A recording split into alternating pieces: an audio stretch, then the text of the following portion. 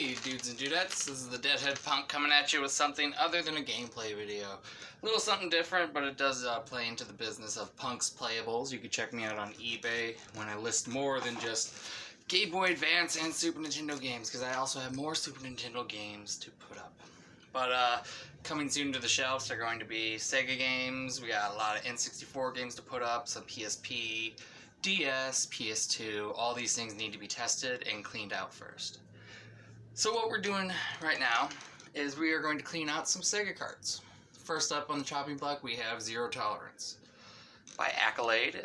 It's using one of the larger cartridges as opposed to the X-Men cartridges you can see here. The difference in size being that these carts were mostly used for licensed games through Sega. And these carts, let's see. Oh yeah, it was licensed by Sega. Weird. Don't know why they stuck with a different cart. Maybe because the board's about the same anyway. As you can see with the X-Men one, it's already been cleaned up.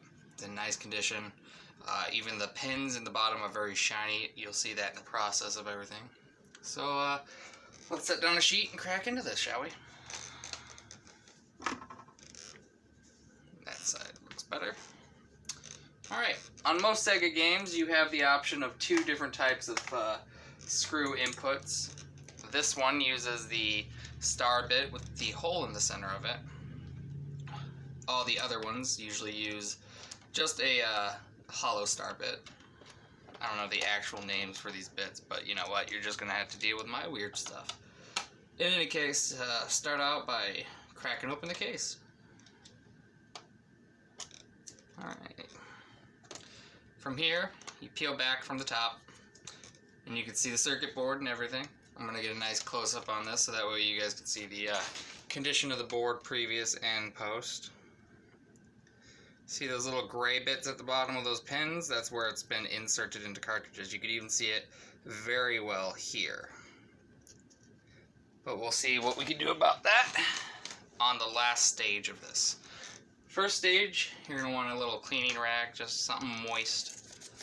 Currently I'm just using a Clorox wipe, but you want to avoid getting the label wet. A lot of the Sega labels, the big problem they had is they didn't do a clear plastic covering. So we're going to want a paper towel on standby as well to use for any soakage. You don't want to get the label wet. You could probably just get it a little wet if you dry it off quickly, which is what I do near the end to get all that extra bit off. In fact, let's do that right now. It's shiny. There we go. But still not protected enough from water. You don't want to rub on that too much or else it's all going to come off. Very sad. As opposed to a lot of cartridges, some labels, like the one on X-Men over here, actually did have the clear coat topping that prevents that type of degradation, but you know, hindsight's a motherfucker. Okay, so I usually end up wrapping a toothbrush in the wrap in order to get a little wet action in any grooves that are present. Not all Sega games have this, in fact, very few do. I think this and Balls 3D over there has it. I'll be having to clean that at a later date, too. All the EA titles, which I will also show you one of them just to show how to open it, are also very big. Partially because EA started off making games for Sega unlicensed, and then just kept their cart design after they got officially licensed. See right here on this cartridge we have some residue. It's probably from a label or a sticker or something someone put on it. We're going to clean out the guts real quick on both of these, and then we will attend to that residue because it probably continues onto the back part of the cart. Now that we got the Zero Tolerance done, I'm going to move X-Men out of frame. He doesn't need that highlight. Is this still in frame? Yes, it is. Alright. See right here, we got a lot of dust and grime acclimating over years. Wow, I was totally off frame there. There we go. I'm going to take care of that real quick. Be sure to get in the corners. If you can't, just wedge it in there and do a little twist. That usually does it. If it doesn't, it's best to get in there with a toothbrush again and pluck out that area. always run your nails against the creases too. You want to make sure to get all the stuff out, including these little creases right along here. You gotta really get that, because that could be pretty gunky. It's where the case box joins itself, so of course it's going to get bad. Now we got the back of it. You can, since these do not have labels on the back, if you so chose, take it to the sink and just rinse it off. I usually use a craft brush. It's really hard bristle plastics. You could buy them at the dollar store in packs of 4. And that can really get into all the areas you need to get into. But luckily, I've got my toothbrush handy here, so let's just take it run over here. There we go, that should clean it up nice. See how that looks. Much better. Get these little corners here too. Most people would think this is a lot of work, but sometimes when you're passionate about certain things, and I am very passionate about old video games, it's not a situation of work, it's more of a situation of care. You get a compersion, if you will, from seeing the carts cleaned, seeing all the pins shine again, giving it new life. Because if it wasn't for these guys, we wouldn't have the entire culture today that has pretty much swept us all by storm, huh? Every single person you know probably plays a video game of some kind, unless they are over the age of like 50. For them, it's pointless. They don't see the need for it. Alright, so we're back onto the sticky bit. As you can see, we got some gunky gunk here. Is that gunky gunk or is it a burn? Hold on. Let me grab a scraper.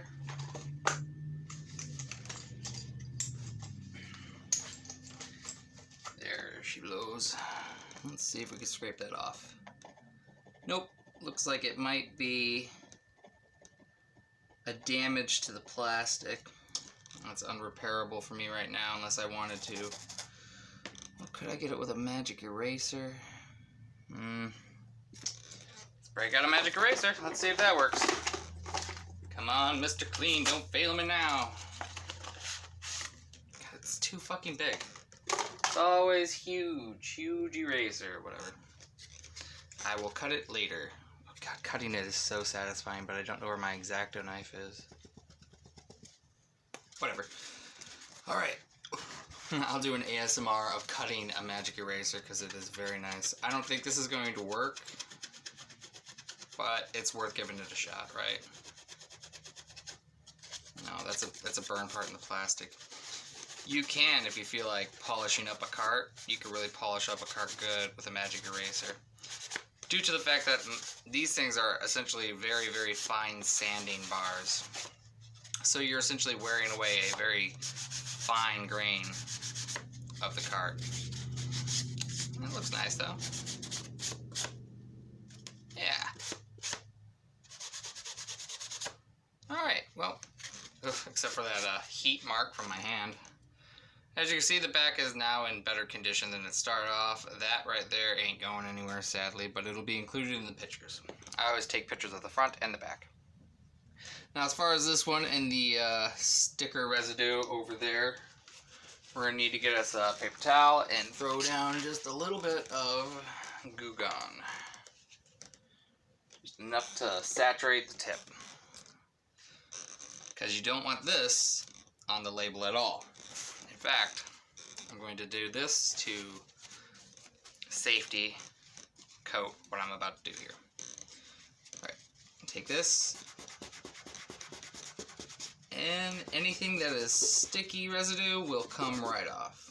As you can see, this is getting dirtier. You can hear the squeaky of the plastic. Very nice and pleasing. If that's good, give it a little wipe down there. Flip it over to its side, see if there's any on the curve of the plastic. And looks like we've got it all. Alright. Now for the fun part, everybody. We're about to turn our eyes to the actual important part of a cart. The circuitry. Now, there's a lot of different ways people go about this. Some people will take their isopropyl alcohol, which I have 90, I think, yeah, 90 IPA or 99.9 IPA. It's very, very potent for electronics. What is it? Yeah, it is 99.9. Damn. But for now, we will use a little trick that I will not actually divulge what I'm doing. If you know what this stuff is, then you'll know what I'm using. But I like to keep this little trick to myself. So, I ended up learning it online a while ago when I learned the recipe for retro grinding. And I've been sticking with it throughout everything. You get yourself a little dollop. Get yourself a little Q-tip. Get that chemical on there. That is way more than I need, but you know, for theatrics, we might as well see what's going on here, right? So I got this little paste here. Wipe it off here. And we're going to start on the side that you can kind of see the marks on. I'm going to give it another look here so everyone can see what I'm talking about with marks. Those little gray marks right at the bottom of the pen. Again, you can see them on that side. Okay, let's get to it. Just take it, apply it. I'm actually going to apply it down the line. I usually just squirt it right onto the circuit board and then work it around from there. We're going to coat it just a little bit. Give it just a small second or so. And then you just go in and do a little circular scrubs. You'll see the Q-tip accrue more dirt and grime. Like, you wouldn't think these pins are dirty. I mean, you would. They're obviously dirty. They're going to be dirty. But, like, the grayness that you'll see in a second on the Q-tip really illustrates the grime that was coming off of these pins.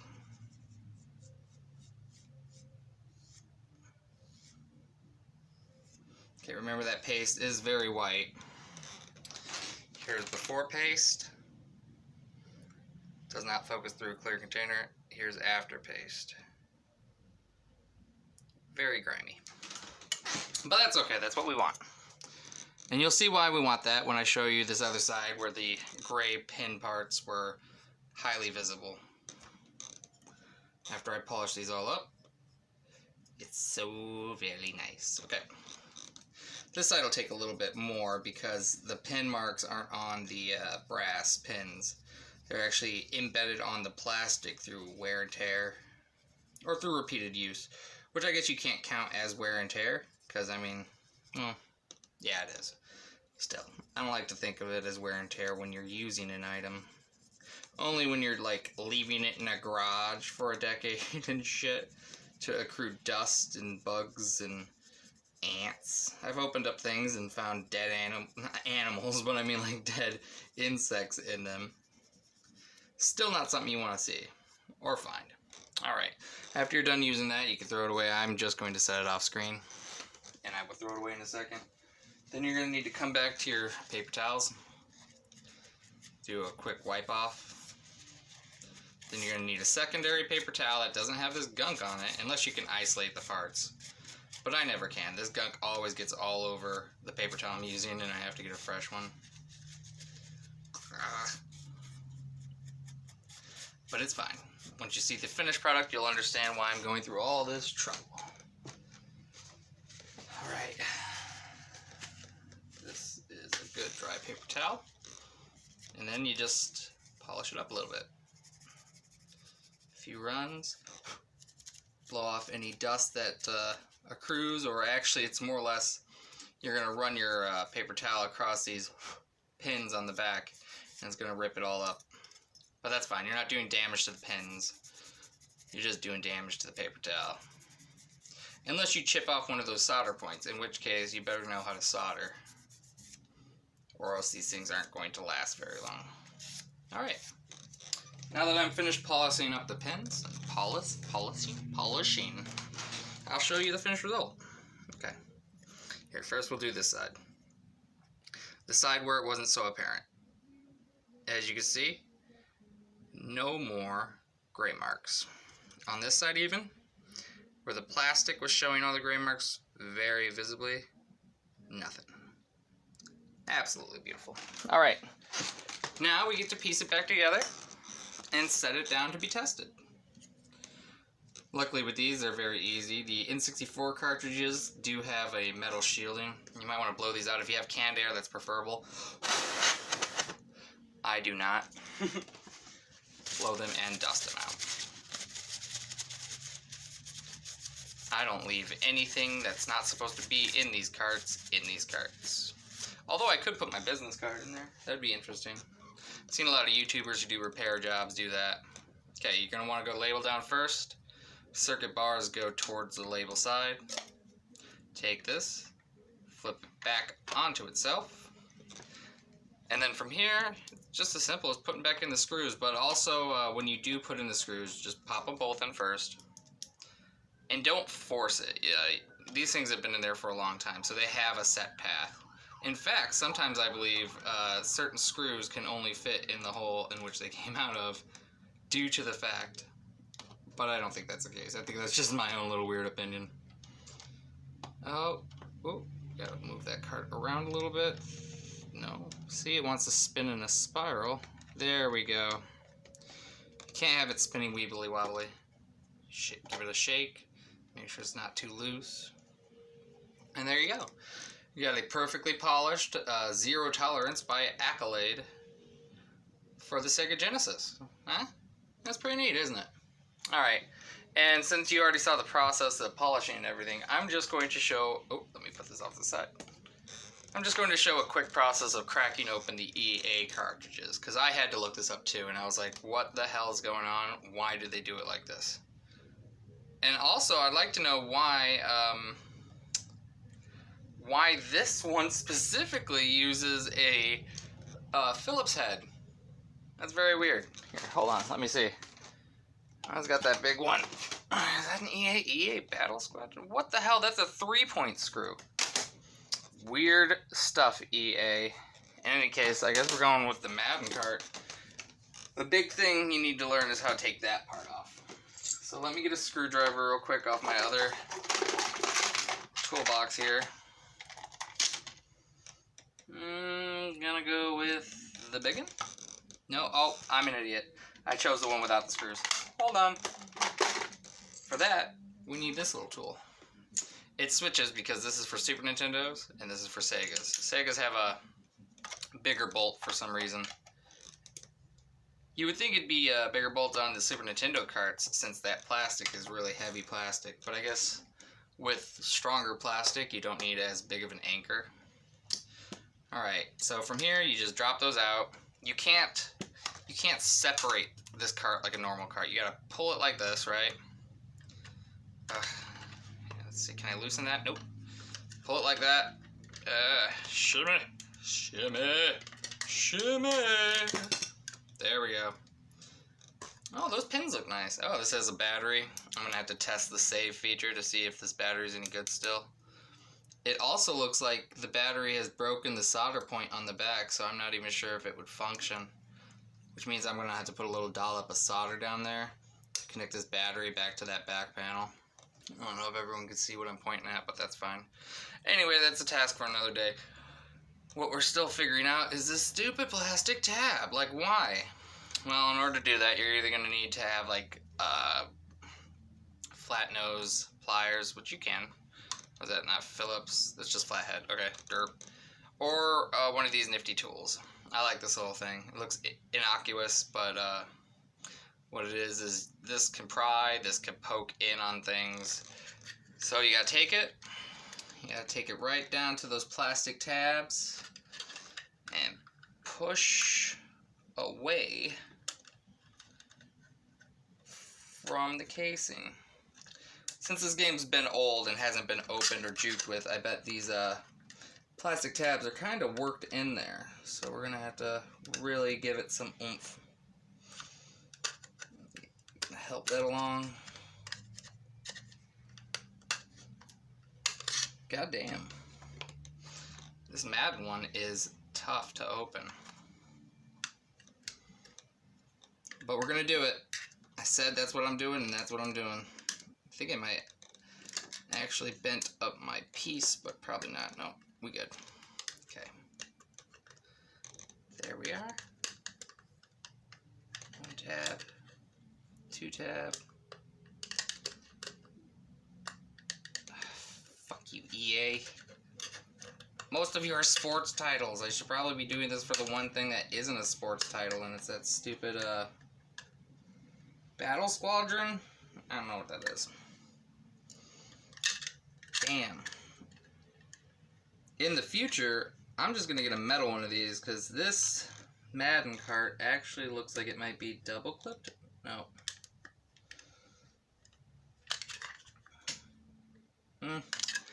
Alright, well, you saw how I cleaned them.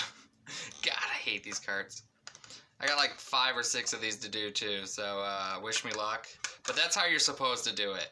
You take something flat, you wedge it all the way down into the 4 little plastic tabs that are on this stupid thing. I mean, look, I got like, hold on. These are the ones I have left to clean. I already cleaned like 30. And they're all the stupid yellow tab bullshit. No one wants that. Boo. Except for Balls. Balls is nice. Oh, it's by Accolade, too. Okay, so Accolade must have had access to those size carts specifically. Anyway, I'm not going to put it with the one I just cleaned, because these all got to be cleaned still. As far as everything else, they're going to get tested. I'm actually going to do a live stream testing of the Sega Genesis items through my Retcon 5. Or Retron. I always call it Retcon. As far as this board, should keep it out anyway, right? I mean, how much can Madden 94 for the Sega Genesis go for these days anyway? If I need to fix it, I'll fix it further. But until now, you guys got to see this wonderful cart, Zero Tolerance by Accolade, get repaired and fixed up. And, you know, I will soon be doing a stream, which you can watch me play this for maybe 10 or 15 minutes, because that's about how long I test Sega games for. You always got to make sure you go into at least 3 different screens, because it's always in the transition in which things tend to fail. So again, thanks for watching, dudes and dudettes. This has been the Deadhead Punk. As you can see, I've been so fucking busy. Busy. In any case, thanks for tuning in. I'm tuning out.